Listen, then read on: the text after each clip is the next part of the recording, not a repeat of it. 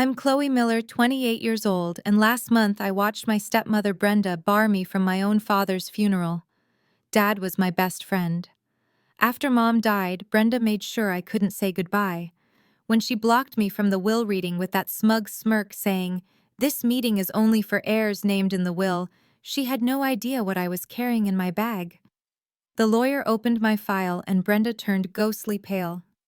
If you have ever dealt with toxic family members trying to steal what rightfully belongs to you, please like and subscribe.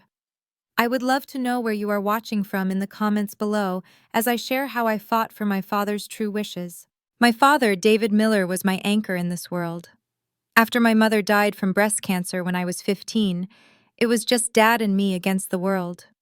He was a successful real estate developer in Boston, having built his company from scratch after graduating from college.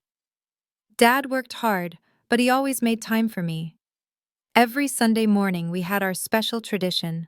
We would sail his small boat in Boston Harbor when the weather permitted, then have brunch at Harborview Cafe, where we would talk for hours.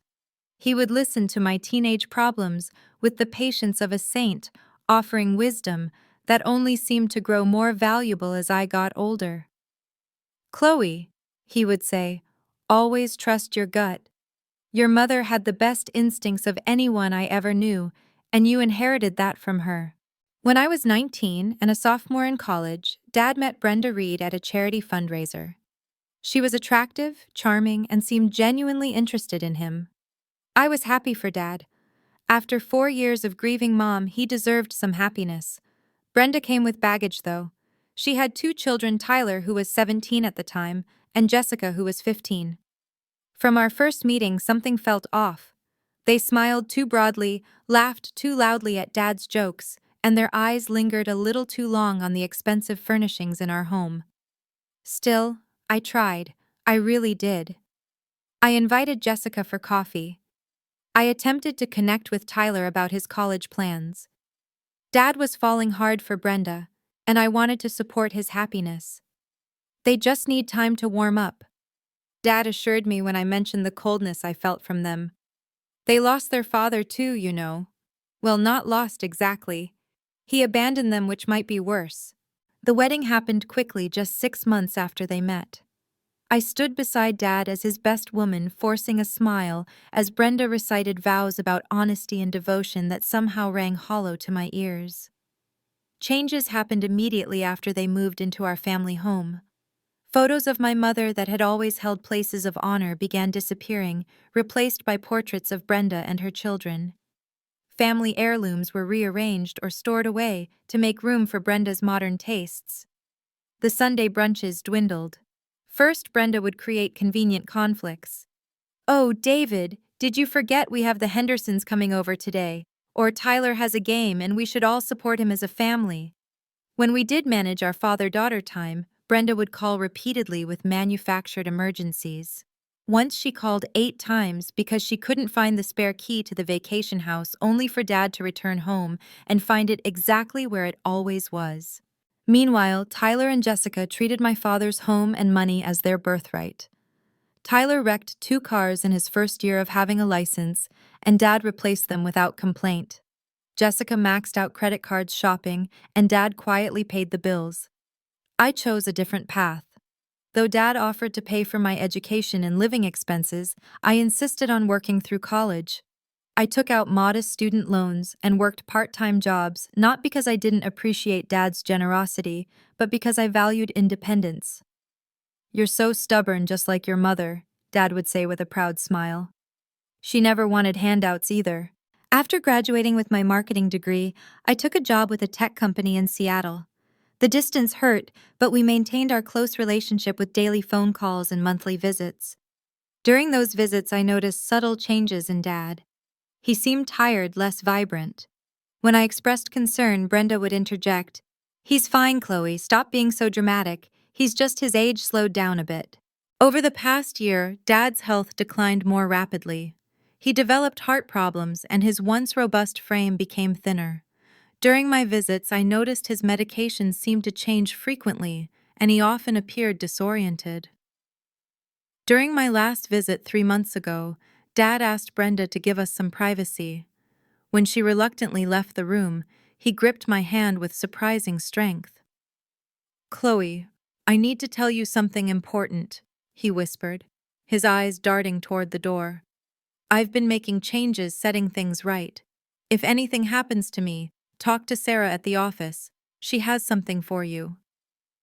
Brenda returned before he could elaborate, carrying a glass of water and pills for Dad. "Time for your medicine, David," she said sweetly, but her eyes were cold when they flicked to me. That was the last real conversation I had with my father.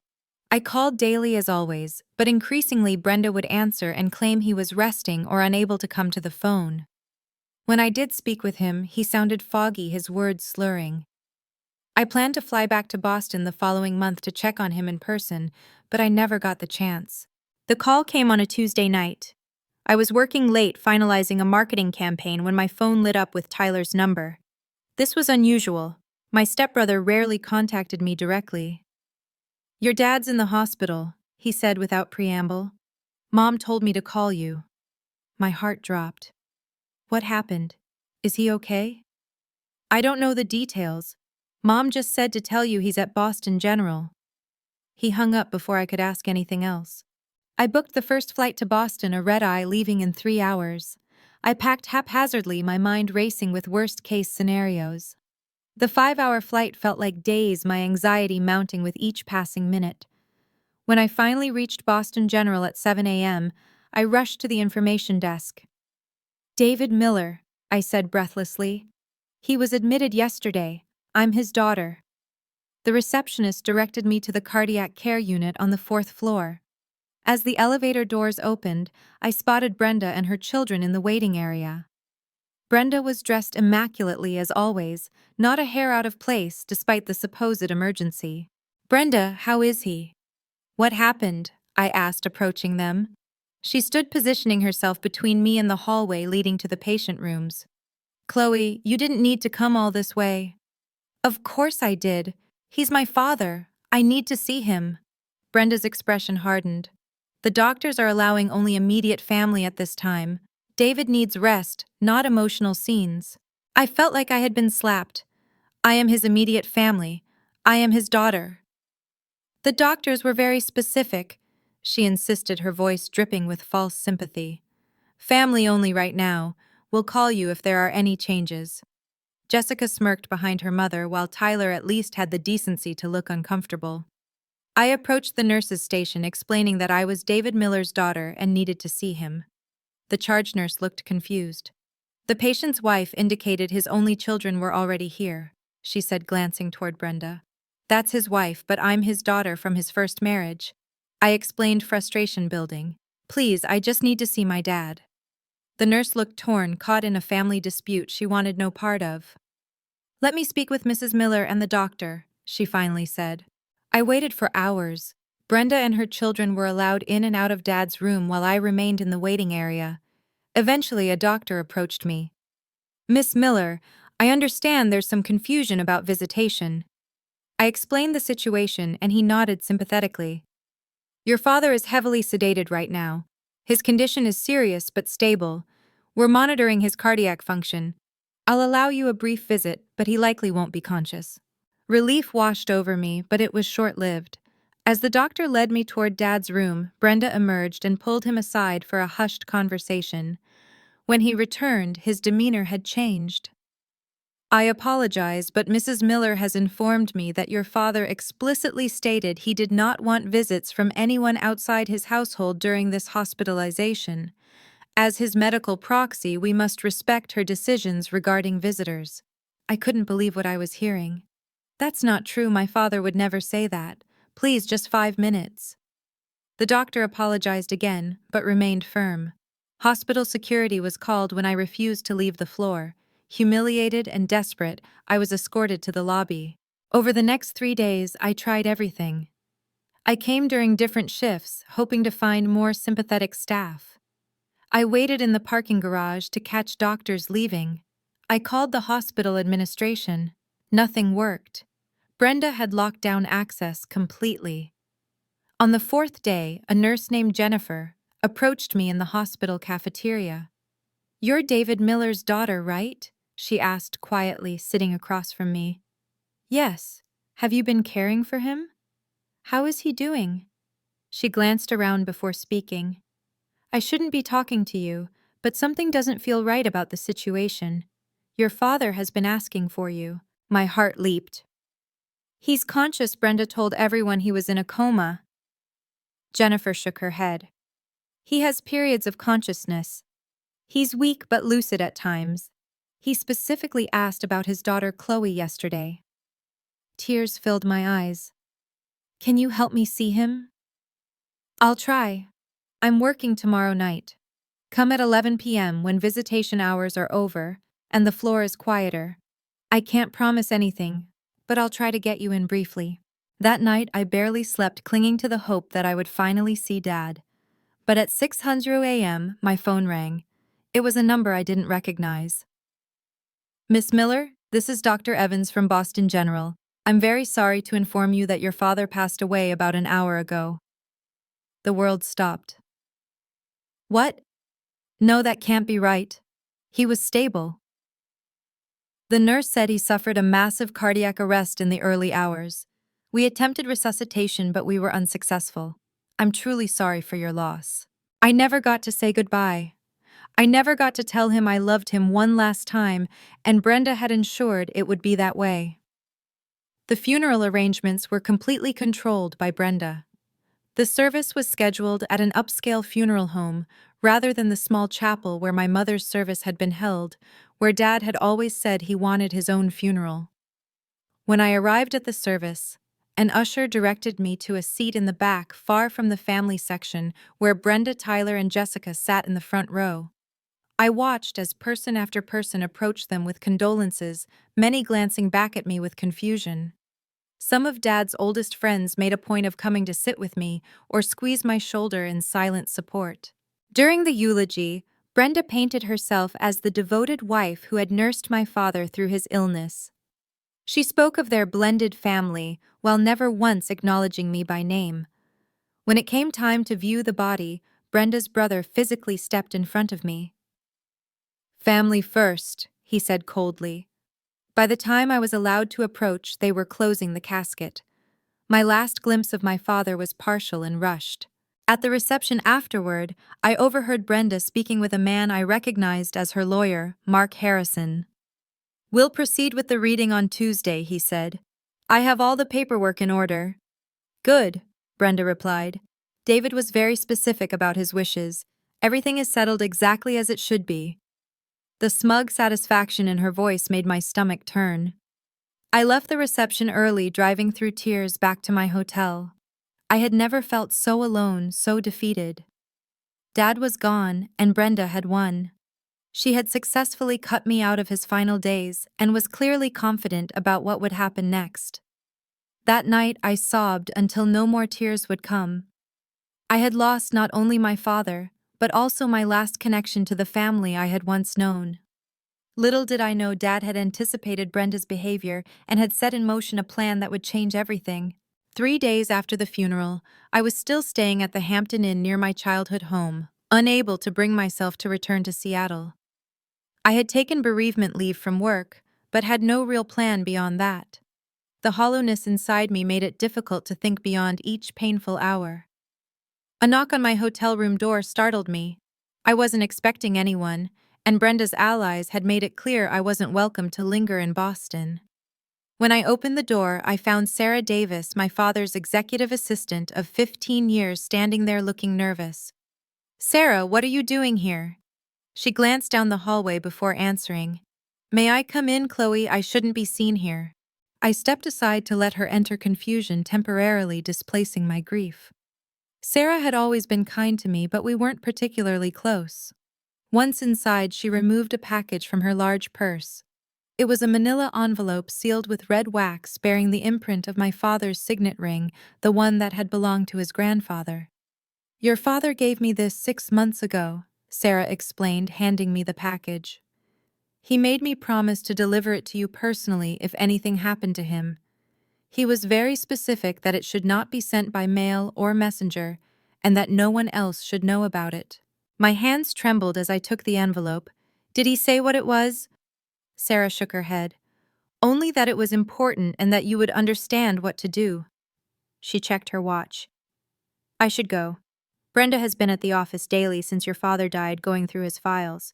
She fired 2 people yesterday. After Sarah left, I stared at the package, afraid of what it might contain, yet desperate to connect with Dad one last time. Finally, I broke the wax seal and opened the envelope. Inside were 3 items: a handwritten letter on my father's personal stationery, a legal document in a sealed envelope marked with the logo of Harrington and Associates, not my father's usual law firm, and a small key taped to a card with an address and box number for First National Bank. With shaking hands, I unfolded my father's letter. My dearest Chloe, if you are reading this, then my worst fears have come to pass. I am so sorry for the pain you must be feeling, and even more sorry that I will not be there to comfort you. I have made a terrible mistake in trusting Brenda. Over the past year, I have noticed disturbing patterns in her behavior. Items disappearing, documents being moved, medications making me feel worse instead of better, my old friends suddenly unwelcome in our home. At first, I dismissed these concerns as paranoia. But then I found evidence that Brenda has been in contact with her ex-husband, the one she claimed abandoned her. The reality, as I discovered, is quite different. I updated my will 6 months ago with a new law firm Brenda does not know about. The enclosed document is a copy of this will, registered with the state. The key is to a safe deposit box containing evidence you may need if Brenda contests the will, as I suspect she will. It also contains personal items I wanted to ensure reached you. I had planned to confront Brenda once I had gathered sufficient evidence, but my health has deteriorated more rapidly than expected. I fear my time is running short. Remember that I love you, Chloe. You have been the greatest joy of my life.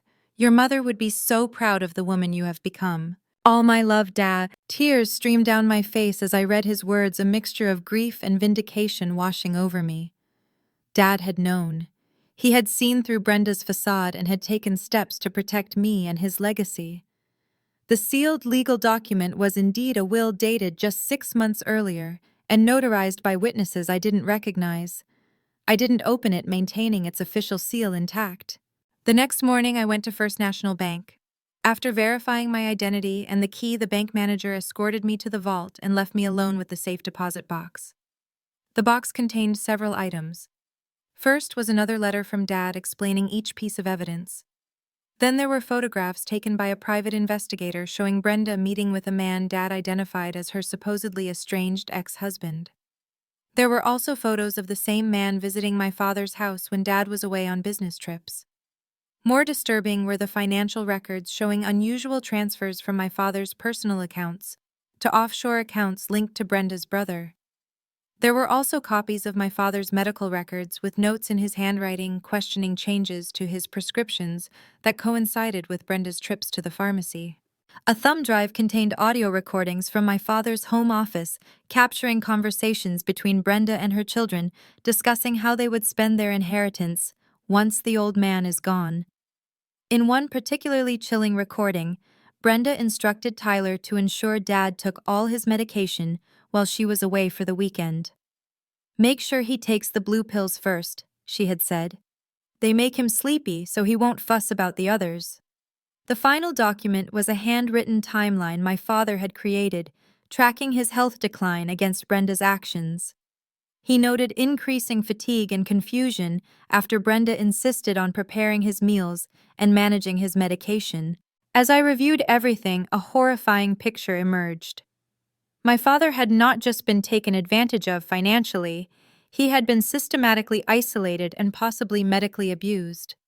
The question that haunted me was whether Brenda had merely exploited his illness or actually accelerated his decline.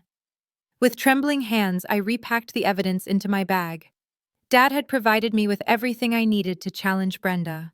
Now I needed to find the right moment to use it. The day of the will reading arrived. I hadn't been officially notified, but Dad's old friend John Bennett, who had been my father's attorney for decades before being inexplicably fired by Brenda 3 months ago, tipped me off about the time and location. "Something stinks about this whole situation, Chloe," John had told me over coffee the previous day. "David would never have cut you out of his final arrangements. And switching attorneys after 30 years of friendship, it doesn't add up. I arrived at the offices of Harrison and Powell precisely at 2 p.m. The receptionist looked startled when I gave my name. "Miss Miller, you're not on the list for this meeting," she said after checking her computer. "I'm David Miller's daughter. I should be at the reading of his will." I kept my voice steady though my heart was pounding. She made a phone call speaking in hushed tones, then directed me to wait. A few minutes later, Mark Harrison himself emerged from the conference room. "Miss Miller, this is somewhat awkward, but the reading has already begun. Mrs. Miller indicated you were aware you are not included in the proceedings." I stood my ground. As Mr. Miller's daughter, I have a right to be present regardless of the contents of the will. Harrison looked uncomfortable but nodded reluctantly. "Very well, please follow me." When I entered the conference room, Brenda's face registered shock, then anger, then a composed smugness. Tyler and Jessica sat on either side of her along with Brenda's brother and her personal assistant. "What is she doing here?" Brenda demanded, not even looking at me directly. "As Mr. Miller's daughter, Miss Miller has requested to be present," Harrison explained. Brenda gave a theatrical sigh. "This meeting is only for heirs named in the will, which Chloe is not. David was very clear about his wishes." The calm certainty in her voice made my blood boil, but I maintained my composure. I hadn't come this far to lose control now. "I understand you are grieving Brenda, but I have a right to hear my father's wishes directly, even if he chose to disinherit me." My voice was steady, revealing none of the turmoil inside. Harrison looked relieved at my reasonable tone. "Perhaps we can proceed. As I was saying, the will dated January 15th of this year stipulates that the entirety of David Miller's estate, with the exception of specific personal items listed in Appendix A, is to be transferred to his wife Brenda Miller, with secondary beneficiaries being her children Tyler and Jessica Reed." Brenda shot me a triumphant look, which I met with a small, knowing smile that seemed to unsettle her slightly. Harrison continued reading the document, detailing the extensive assets my father had accumulated, the family home valued at $2.8 million. His company shares worth approximately $12 million. Investment portfolios, vacation properties, and various personal collections of art and antiques. When he finished, Brenda placed a hand over her heart. "David always took care of us. He knew what was best for the family." "Are there any questions?" Harrison asked, looking around the room. I reached into my bag and removed the sealed document Sarah had delivered. "Actually, I believe there has been a mistake." All eyes turned to me as I stood and walked to Harrison's position at the head of the table. I placed the document before him. "What is this?" he asked, frowning at the unfamiliar law firm seal. "This," I said, "is my father's most recent will executed and filed with the Commonwealth of Massachusetts 6 months ago." Brenda shot to her feet. "This is ridiculous. David would have told me if he updated his will." Harrison examined the document carefully, breaking the seal and reading through the first few pages. His expression changed from skepticism to concern. "This appears to be legally executed, and is dated more recently than the one we have been discussing. It bears Mr. Miller's signature, which I recognize, and proper witness attestations." He looked up at Brenda. "Mrs. Miller, were you aware of this document?" Brenda's face had drained of color. "This is preposterous. It must be a forgery." Harrison continued examining the document. "It contains language specifically revoking all prior wills and codicils. If this is authentic, it would supersede the will we were just reviewing." "Read it," I said quietly. Harrison cleared his throat and began to read. The new will painted a very different picture of my father's wishes. Brenda and her children were provided for with modest trust funds that would pay them a reasonable living allowance, but give them no control over the principal. The family home was to be sold with proceeds going to establish a charitable foundation in my mother's name. The bulk of the estate, including controlling interest in Miller Development Corporation, was left to me with specific instructions about continuing my father's legacy of ethical development and charitable giving. Most damning was a clause near the end. "In the event that my death occurs under circumstances that might be considered suspicious or premature, I direct my executor to authorize a full investigation, including toxicology reports and a review of all my medical treatment in the months preceding my death. Brenda's face contorted with rage. This is a lie, a complete fabrication. She turned to her children. Tell them your father would never do this to us. Tyler looked stunned while Jessica began to cry dramatically. Harrison held up a hand. Mrs. Miller, please. This document contains a notary seal and witnesses. It appears to have been filed with the state. If you contest it, we will need to proceed through proper legal channels. Contest it. I will destroy it. David loved me. He would never have done this behind my back. Brenda's carefully maintained composure had completely evaporated. That ungrateful girl turned him against me, after everything I did for him. Her brother tried to calm her, but she shrugged him off violently. Mrs. Miller, Harrison said firmly, I must advise you that outbursts of this nature will not help your position if you choose to contest this will.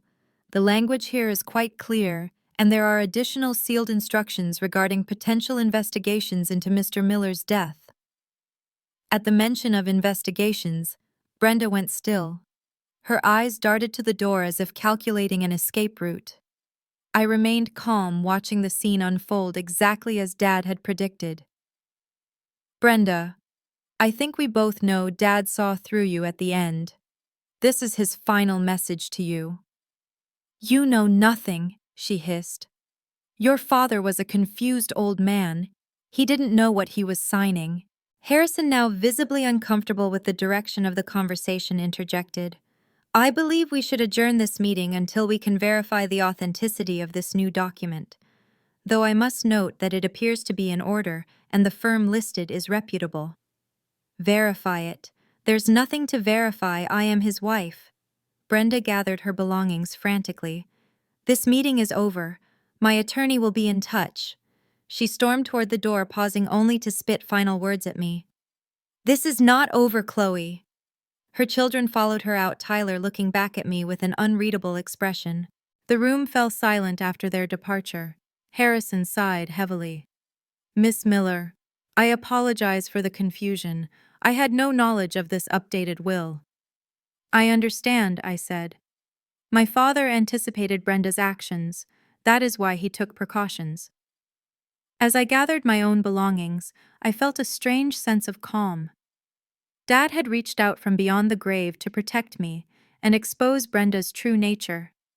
The battle was far from over, but the first decisive victory was mine. The immediate aftermath of the will reading was chaos. Brenda refused to vacate the family home as required by the newly discovered will, changing the security codes and instructing the staff not to admit me under any circumstances. My phone filled with vitriolic text messages from Brenda, alternating between threats and attempts to gaslight me about my father's mental state when he signed the new will. Her brother, whom I had never trusted, left menacing voicemails suggesting I back off before things get ugly. I checked out of the hotel and moved to a different one under an assumed name, unsettled by the intensity of Brenda's reaction. The next day, I met with Emily Lawson, an attorney specializing in contested wills and estate fraud. Your father was clever, Emily said after reviewing the documents. By creating the new will with an independent firm and filing it with the state, he established a strong legal position. Brenda can contest it, but she'll need to prove he was not of sound mind when he signed it. He knew exactly what he was doing, I assured her. The question is, how far did Brenda go? These medical records suggest she may have been tampering with his medication. Emily's expression grew serious. If that's true, we are talking about potential criminal charges beyond just the will contest. But proving it will be difficult. We developed a strategy to enforce the will while gathering more evidence about Brenda's actions. Emily filed emergency motions to freeze all estate assets and remove Brenda as executor, citing the explicit language of the new will and the concerning evidence from the safe deposit box. Meanwhile, Brenda launched a smear campaign among my father's social circle. She told anyone who would listen that I had manipulated my declining father, taking advantage of his grief over a recent friend's death to convince him to change his will. Chloe always resented me, I heard she told the members of Dad's golf club. She couldn't accept that David found happiness again after her mother died. She poisoned him against his new family. The irony of her using the word poisoned was not lost on me, lost on Poe. A week after the will reading, I returned to my hotel room to find the door slightly ajar. My heart racing, I called hotel security before entering. The room had been searched, items moved and rearranged. Most concerning the copies of Dad's medical records were missing, though I had fortunately kept the originals in a secure location. The hotel's security footage showed a man in a maintenance uniform entering my room, but his face was never clearly visible to the camera. The hotel manager was apologetic, but could offer little help beyond changing my room and adding security. That evening I received a surprising text from Tyler. Need to talk. Not with Mom. Plaza Cafe tomorrow 10 a.m. I was wary of a trap, but curious enough to agree, choosing a public location and arriving early to ensure I wasn't being set up. Tyler arrived alone, looking tired and conflicted. I don't know what to believe anymore, he admitted after ordering coffee. Mom is falling apart. She's drinking all day, making frantic calls and burning documents in the backyard. Burning documents. I leaned forward. What kind of documents? He shrugged. I don't know exactly. Financial stuff, I think. She sent Jessica and me away when she realized we were watching. But listen, the thing is, I found some pills in her bathroom. Prescription bottles with your dad's name, but the labels were partially torn off. My blood ran cold. Tyler, do you understand what that might mean? He nodded miserably. I'm not stupid, Chloe, she's my mother. But David was good to us, and if she did something to him... He trailed off, unable to complete the thought. You need to tell the police, I urged. I can't. Fear flashed across his face. But I won't lie for her either if it comes to that. As Tyler was leaving, he paused. Jessica wants to talk to you too. She's more confused than I am. Mom has always controlled her, but she really loved David. 2 days later, I met Jessica at a small coffee shop across town. Unlike her usual polished appearance, she looked disheveled, her eyes red from crying. Is it true? She demanded without preamble. Did Mom really get left out of the real will? Not entirely, I explained. Dad set up trusts for all of you. You'll be provided for, just not with the lump sums she expected. Jessica's face crumpled. She promised me the beach house, said I could have it after David died. She caught herself looking horrified at her own words. Jessica, when did she start making those promises? I don't know, maybe a year ago? She twisted a napkin in her hands. She talked a lot about what we would do after, but I thought she meant after he retired or something. I didn't think she meant... I reached for her hand, but she pulled away. I should go. She'll know I talked to you. Despite my complicated feelings toward my step-siblings, I felt compassion for them. They had been raised by Brenda, shaped by her values and manipulations. They were victims too, in a different way. The situation escalated dramatically the following week. Brenda appeared uninvited at a charity event my father had supported annually, creating a scene when she saw me there speaking with board members. There she is, Brenda shouted, pointing at me across the crowded ballroom. The daughter who abandoned her father for years, then swooped in to steal his money. Security escorted her out as she continued to shout accusations. The incident made the local society pages, bringing unwanted publicity to the already complicated situation. That night, the anonymous threats began. First a text from an unknown number, back off or regret it. Then an email with photos of me entering and leaving my new hotel showing I was being watched. I reported everything to the police and to Emily, who accelerated our legal proceedings. We learned that Brenda had hired a notorious probate attorney known for aggressive tactics and dragging out estate cases for years. She's playing for time, Emily explained, trying to force a settlement by making the process so unpleasant and expensive that you'll give up. But Brenda had underestimated both my determination and my father's foresight. While reviewing my father's personal papers, I discovered notes about Brenda's previous marriage. Dad had hired investigators who uncovered something shocking. Brenda had been married twice before, not once as she had claimed. Her first husband, a wealthy older man, had died suddenly of heart failure after just 3 years of marriage. Brenda had inherited everything, leaving his children from a previous marriage with nothing. The circumstances were disturbingly similar to my father's situation. Even more damning, Emily's investigator discovered that Brenda's supposedly estranged ex-husband, the father of Tyler and Jessica, had never actually divorced her. They had staged a separation while maintaining a relationship, a fact documented in the surveillance photos found in the safe deposit box. The web of deception was more extensive than even my father had realized. Brenda was not just a gold digger. She was a practiced con artist with a pattern of targeting wealthy older men. The question that kept me awake at night was whether she had simply waited for my father to die naturally or had helped the process along. The police finally became directly involved when Brenda violated the temporary restraining order I had obtained. She appeared at a restaurant where I was dining with Sarah, screaming accusations and attempting to physically confront me before being restrained by staff. The responding officers took statements and, upon learning of the existing order, took the matter seriously. When they escorted Brenda out, I overheard one officer mentioning to his partner that she smelled like a pharmacy. The pieces were falling into place, but Brenda still had one desperate move left to play. The court date for the preliminary hearing on the contested will arrive 3 weeks after the will reading. The courtroom was tense as Emily and I faced Brenda and her attorney across the aisle. Tyler sat behind his mother, but Jessica was noticeably absent. Judge Susan Pierce, a stern woman in her 60s with a reputation for no-nonsense efficiency, reviewed the filings before addressing the court.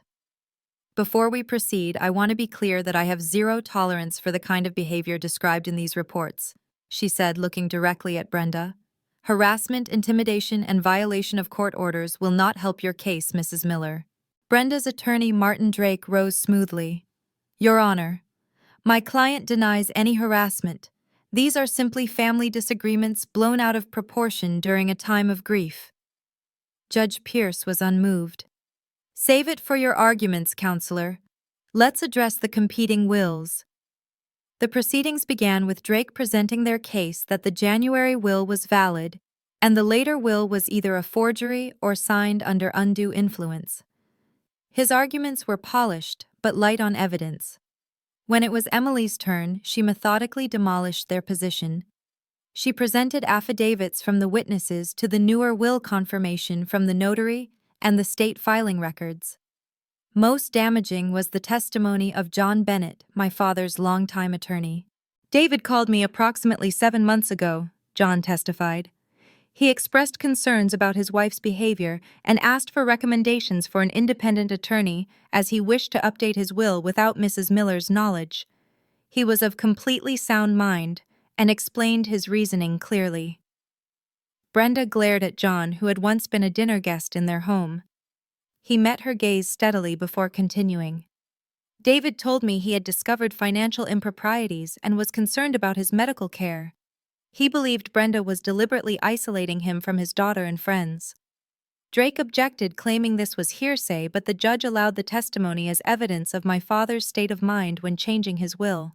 The most surprising moment came when Tyler asked to address the court. Brenda hissed at him to sit down, but he approached the witness stand anyway. Under oath, Tyler described finding prescription bottles hidden in Brenda's personal effects, overhearing arguments between Brenda and her ex-husband about speeding things up, and witnessing Brenda preventing me from seeing my father in the hospital. David was good to us, Tyler concluded, his voice breaking. He didn't deserve what happened to him, and Chloe doesn't deserve what my mother is doing to her now. Brenda's face was a mask of fury. When Drake called her to testify, she had composed herself, playing the role of grieving widow with practiced skill. She spoke of my father's declining mental state, my alleged abandonment when I moved to Seattle, and the happy blended family that had been destroyed by my jealousy and greed. It was a convincing performance, but it crumbled under Emily's cross-examination. Using the timeline my father had created, Emily walked Brenda through specific dates and events, catching her in multiple contradictions. Mrs. Miller, can you explain why you told the court you were with your husband continuously during his final days? Yet credit card records show you dining at Le Maurice with a Mr. James Reed on the evening before Mr. Miller's death. Brenda stammered. I. That was a brief business meeting. James is my ex-husband. We were discussing the children. The same ex-husband you claimed abandoned you and your children. The man you told David Miller you never wanted to see again, Emily pressed. That is not relevant to this proceeding, Drake interjected. Emily turned to the judge. Your Honor, it speaks directly to Mrs. Miller's credibility and pattern of deception. The judge agreed, and Emily continued her methodical dismantling of Brenda's testimony. By the time she finished, Brenda was visibly shaken, her carefully constructed facade cracking. When all arguments concluded, Judge Pierce took only a brief recess before returning with her decision. Based on the evidence presented, I find the will dated July 15th to be valid and enforceable. The earlier will is hereby declared revoked. Mrs. Miller is removed as executor of the estate, and Ms. Chloe Miller is appointed in her place as specified in the valid will. Brenda gasped audibly while relief washed over me. The judge continued. Furthermore, I am referring this matter to the District Attorney's Office for investigation of potential elder abuse, fraud, and misconduct. Mrs. Miller is ordered to vacate the family residence within 48 hours and turn over all financial records related to Mr. Miller's accounts. As we left the courtroom, Detective Mike Russo from the Boston Police Department approached us. Miss Miller, I'd like to speak with you about your father's medical records. Over the next several weeks, the full extent of Brenda's deception unfolded. The police investigation revealed that Brenda had never legally divorced her second husband, James Reed, making her marriage to my father potentially invalid. More disturbingly, toxicology tests ordered on preserved samples of my father's blood from the hospital showed elevated levels of digoxin, a heart medication he had not been prescribed. Brenda's careful house of cards collapsed completely when Jessica, in a moment of remorse or self-preservation, turned over a journal in which Brenda had tracked my father's medication, noting which combinations made him most compliant and forgetful. Criminal charges were filed against Brenda for fraud, elder abuse, and as an accessory to involuntary manslaughter. James Reed was charged as a co-conspirator. While the legal process would take months or even years to fully resolve, Brenda's reign of terror was effectively over. The media coverage was intense and painful. Headlines like "Black Widow Strikes Again" and "Daughter's Detective Work Unveils Deadly Plot" turned our family tragedy into public entertainment. I declined all interview requests, focusing instead on honoring my father's legacy and rebuilding what Brenda had tried to destroy. As I sorted through my father's belongings in the family home now emptied of Brenda's presence, I discovered treasures she had hidden away. Photos of my mother that had disappeared from display letters they had written to each other during their courtship. Even my childhood art projects my father had carefully preserved. In his study behind a false panel in his bookshelf that Brenda had apparently never discovered, I found a collection of videos my father had made over the years. Some were from my childhood. Others were more recent reflections on his life and hopes for the future. The most recent was dated just 2 months before his death. "Chloe," he said, looking directly into the camera, his face thin, but his eyes clear. "If you are watching this, then things have gone as I feared they might. I want you to know that I realized my mistake with Brenda, and I have done everything I can to protect you and what we built together." He paused, emotion overcoming him momentarily. "I should have trusted your instincts about her from the beginning. You have your mother's wisdom. I hope you can forgive my foolishness." Tears streamed down my face as I watched. "I forgive you, Dad," I whispered to the screen. "Remember what matters," he continued. "Not the money or the properties, but the values we share: integrity, compassion, perseverance. Those are your true inheritance, and no one can ever take them from you." In those moments, watching my father's final messages, I felt him with me again. Not just in memory, but in spirit. Despite Brenda's best efforts, she had failed to destroy the bond between us. In the end, love and truth had prevailed. 6 months after the courtroom confrontation with Brenda, I finally moved back into my childhood home. The process of reclaiming the space was both painful and healing. I had considered selling it as specified in the will, but after careful consideration and consultation with the estate attorneys, I decided to maintain ownership and convert part of the property into the headquarters for the Elizabeth Miller Foundation, named after my mother. The foundation, funded by a significant portion of my inheritance, would focus on supporting cancer research and providing resources for children who had lost parents to illness. It felt like the perfect way to honor both my parents' legacies. As I wandered through the renovated spaces, memories of my childhood mingled with fresh paint and new furnishings. I had removed most traces of Brenda's cold, modern aesthetic, restoring the warm, comfortable style my mother had originally created. Sarah, who had continued working for Miller Development during the transition, joined me for tea in the sunroom that had always been my mother's favorite space. "Your father would be so proud," she said, looking around at the transformation. "He was so worried near the end, not just about the money but about his legacy being twisted." "Did he ever tell you what first made him suspicious of Brenda?" I asked. Sarah nodded. "It was something small, actually. He noticed her removing photos of your mother from his bedside table when she thought he was asleep. When he confronted her, she claimed she was just dusting them. But it started him thinking about other changes she had made, how isolated he had become." We talked for hours about my father's final year, filling in gaps in my understanding. Sarah shared stories I had never heard, including how my father had secretly maintained contact with many of his old friends despite Brenda's efforts to cut him off. "He never stopped talking about you," she assured me. "Every achievement, every call, those were his brightest moments." The legal proceedings against Brenda continued to unfold. She remained in custody, denied bail due to the severity of the charges and her substantial flight risk. Tyler had agreed to testify against her in exchange for immunity from any accessory charges. Jessica's situation was more complicated. Psychological evaluations suggested she had been severely manipulated by her mother throughout her life, creating an unhealthy dependence. She was receiving therapy while staying with her biological father's sister. Despite their role in the painful events surrounding my father's death, I could not bring myself to abandon Tyler and Jessica entirely. They had been victims of Brenda's machinations, two raised in an environment of deception and materialism. After much reflection, I established college trust funds for both of them, using a small portion of my inheritance. The trusts were structured to encourage education and independence, values my father had championed. Tyler was already enrolled in community college, working to define his own path away from his mother's influence. The family home gradually filled with the items that had been placed in storage when Brenda redecorated. Family heirlooms returned to their places of honor, including my grandmother's antique clock that had always stood in the entrance hall, and the collection of sailboat models my father and I had built together over the years. 3 months after moving back in, I organized a memorial service for my father at his favorite sailing club.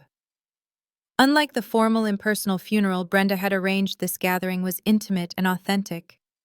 Dad's oldest friends shared stories that made us laugh and cry, celebrating the man he truly was, rather than the sanitized version Brenda had presented to the world.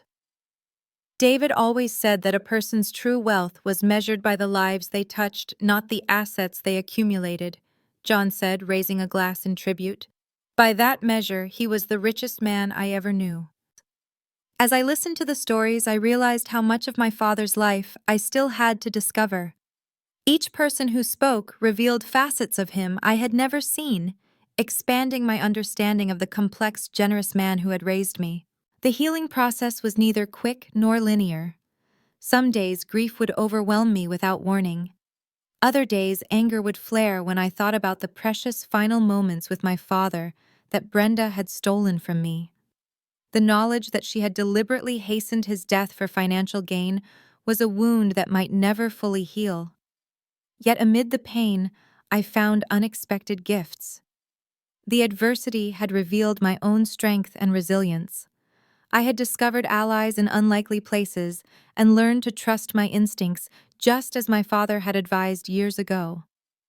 Most importantly, I had honored my father's final wishes, protecting the legacy he had worked so hard to build. As the seasons changed, I gradually established new routines and traditions. Sunday mornings, once reserved for sailing with Dad, became my time for volunteer work with a children's grief support group. The holiday season, which I had dreaded facing without him, became an opportunity to host a gathering for others who had lost loved ones. One spring morning, as I sat in my father's study, reviewing foundation proposals, I came across a quote he had framed on his desk. The greatest inheritance a parent can give their children is a few minutes of their time each day. Despite his success and wealth, my father's most valuable gift had always been his presence. That was the legacy I wanted to honor most in my own life, going forward, giving my time and attention generously to causes and people who mattered. The legal system eventually delivered its verdict on Brenda. She was convicted on multiple counts and sentenced to 20 years in prison. The news brought a complex mix of emotions, not the triumphant satisfaction I might once have expected, but a quieter sense that justice had been served and that my father could rest in peace. I kept my promise to visit Tyler and Jessica, occasionally meeting them on neutral ground as they worked to build lives independent of their mother's toxic influence. These relationships remained complicated, but I remembered my father's capacity for forgiveness and tried to embody that spirit. Looking back on the turbulent journey from that devastating phone call about my father's hospitalization to the peaceful life I was building now, I recognized how much I had grown. The pain had transformed me, burning away naivete and replacing it with wisdom. The betrayal had taught me to value authenticity and to recognize manipulation. The loss had deepened my appreciation for genuine connection. My father's final gift had not been the inheritance that Brenda had coveted so desperately. It had been the truth, painful but necessary, and the opportunity to reclaim not just his assets, but his true legacy of integrity and compassion. As I stood at my father's grave on the anniversary of his death, I placed white roses, his favorite, beside the headstone. "I kept my promise, Dad," I whispered. "Your story was told, your wishes were honored, your legacy continues." The journey through grief and betrayal had taught me that family is not always defined by blood or legal ties. Sometimes it is created through shared values, mutual respect, and genuine care. My father had understood this truth at the end, making provisions not based on traditional definitions of family, but on the authentic bonds he cherished. That understanding has become my guiding principle. As I move forward, I choose carefully who I allow into my inner circle, now valuing character over charm, substance over appearance. The wealth my father left me provides security, but it is the wisdom gained through our shared ordeal that proves most valuable in navigating life's complexities. If you have experienced betrayal within your family or found yourself fighting for what is rightfully yours, I hope my story offers some comfort and guidance. The most valuable lesson I learned is this: when something feels wrong, it probably is.